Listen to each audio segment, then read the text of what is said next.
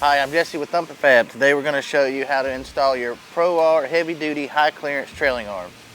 First thing we're going to do is take the outer bolts out of your radius bars and swing them to the side.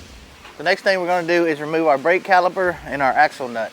Now we're ready to drill the rivets that hold the brake lines on to detach the brake line from the trailing arm. Now you can pull your rotor off and remove the 3 bolts that hold the knuckle to the trailing arm and the toe link.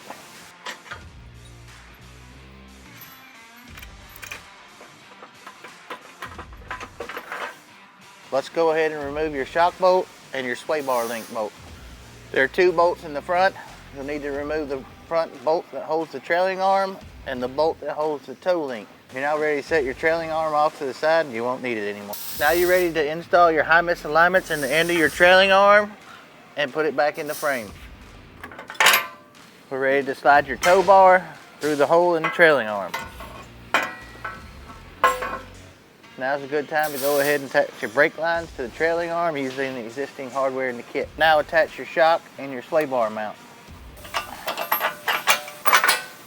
You're now ready to go ahead and install your rear knuckle. Now you can go ahead and put your bolts in for your tow bar and your knuckle. We're now ready to install your radius bars.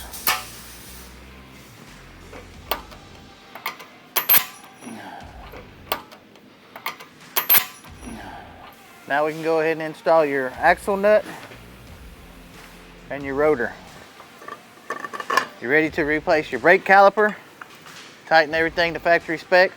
If you opt to install your factory mud flap, there are holes located in the trailing arm to bolt it to the trailing arm. Now that we're done installing our trailing arms, you want to go ahead and take it to a professional alignment shop and do a 4-wheel alignment.